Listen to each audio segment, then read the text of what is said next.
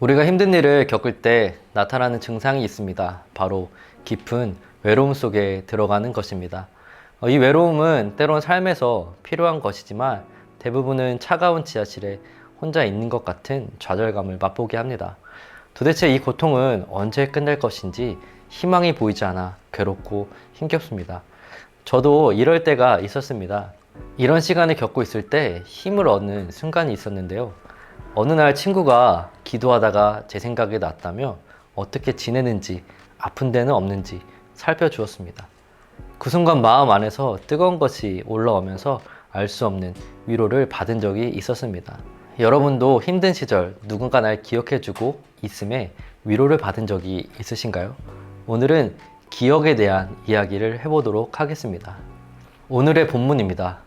그때 하나님이 노아와 방주에 함께 있는 모든 들짐승과 집짐승을 돌아보실 생각을 하시고 땅 위에 바람을 일으키시니 물이 빠지기 시작하였다. 창세기 8장 1절. 오늘은 창세기 7장과 8장을 함께 보겠습니다. 창세기 7장과 8장은 하나님이 노아에게 홍수가 날 것이라고 말씀하시며 구체적으로 방주에 태울 동물의 종류와 숫자를 말씀하십니다. 그리고 홍수의 시작과 끝, 방주에 내려 제사를 지낸 노아에게 하신 약속으로 마무리됩니다. 7장과 8장을 같이 보는 이유가 있습니다. 이 두 장에 걸쳐 재미있는 히브리 문학 기법이 숨어 있기 때문입니다. 바로 교차 대꾸법입니다.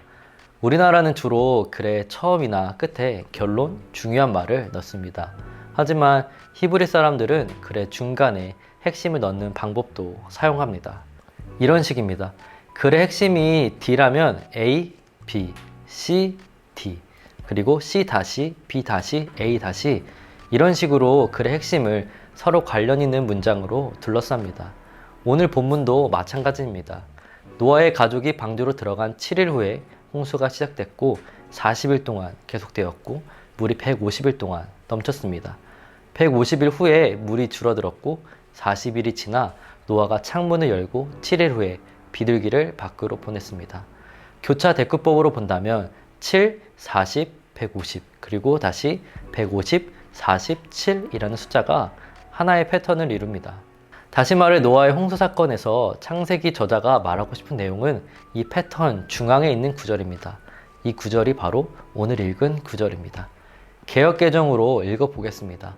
하나님이 노아와 그와 함께 방주에 있는 모든 들짐승과 가축을 기억하사 하나님이 바람을 땅 위에 불게 하심에 물이 줄어들었고 하나님은 방주 안에 있는 노아와 피조물을 기억하셔서 은혜를 베푸셨습니다.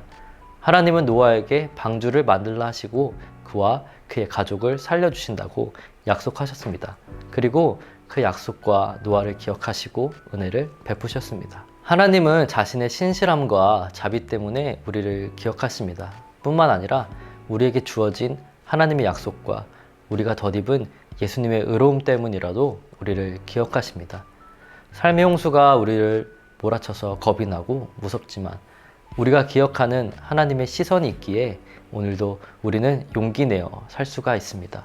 이것이 노아의 홍수 사건을 기록한 사람의 고백이자 하나님의 사람으로 사는 우리의 고백이기도 합니다. 하나님의 신실하심은 영원합니다.